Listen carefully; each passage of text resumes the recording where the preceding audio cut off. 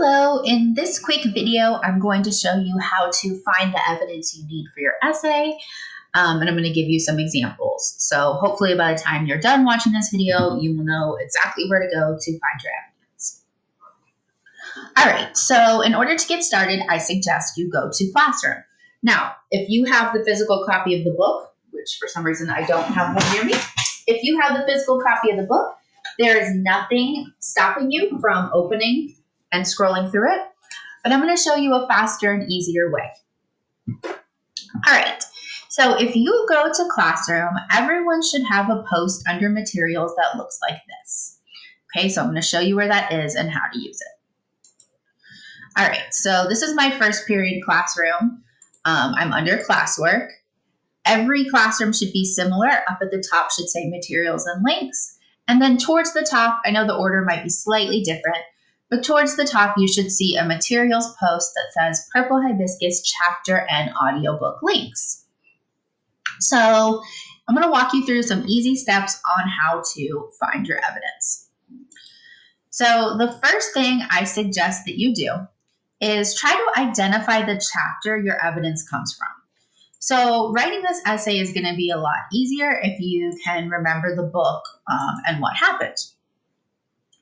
If you cannot remember what chapter something happened in, then there's something else you can do. Now, if you're like, at this point, I don't remember what happened when or anything like that, in this video, your week 15 agenda, in this week 15 agenda, which you all have on Classroom, there is a video where I have given a timeline of Purple Hibiscus, and that might help you do a quick review. The other thing that I think will be really helpful to help you remember what happened in what chapter is just to go to, hopefully your notebook is up to date, but if not, you can go to my notebook. And as we read, I was updating my chapter summaries. Hopefully you were doing that too. If not, copy my summaries from my notebook to yours. And so I would go to the chapter summaries. Yeah, I know the notebook got a little too big and it takes some time to load. Okay, so here's the chapter 1 summary. Okay, so I want to use the evidence when Jaja, we see what Jaja was like before Palm Sunday, and we learned that he's like a great student. So I'll read my chapter 1 summary. Okay, yeah, this is Palm Sunday. This is when Jaja stands up to Papa. It wouldn't be in this chapter. Chapter 2. Okay, this describes the family before things started to fall apart. Mama and Kimberly are talking. Jaja comes home and we see that he is a gifted student who won an award for being the neatest boy. Okay, that's the chapter I'm looking for. So now I know that my evidence is in chapter 2. Obviously, if that summary didn't help, I would keep scrolling through until I found the summary that was the chapter I was thinking of. But that was pretty quick. I realized that was chapter 2. So what do I do now? Well, I'm going to go back to this same post on Classroom, and I'm going to open this document, chapter 1, or Purple Hibiscus chapter links.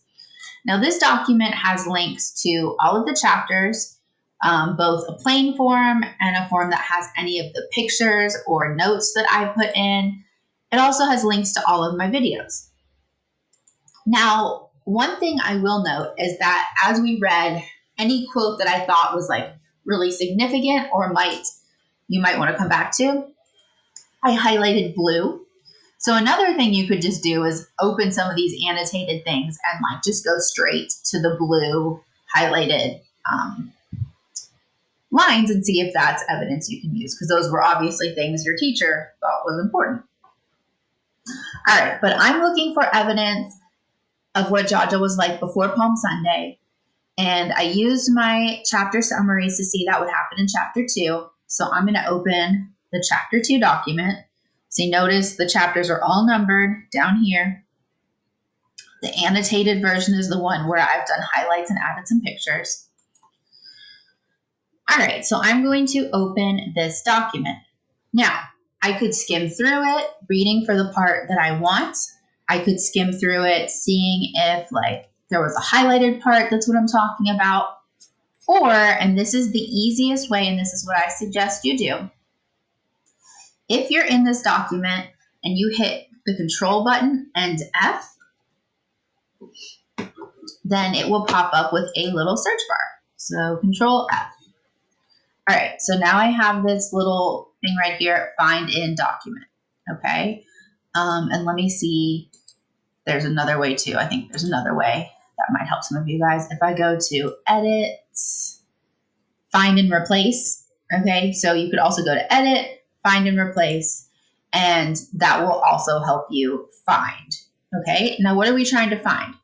Well, I want the exact quote where it says that Jaja is the neatest boy. And I remember that word neatest, so I'm going to type neatest in here.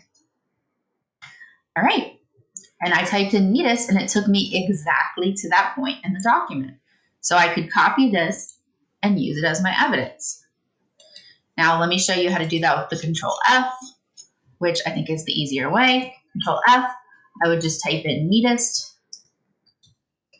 and boom, it takes me there. And then I can copy and paste this evidence. Now, what if you don't remember a specific word? Like you knew that Jaja got an award, but you didn't know it was for neatest boy. You can remember that word. You can type for character. You can search for character names. And so up here, I type Jaja, and it says 6 of 22. So that tells me Jaja's name appears 22 times in the chapter.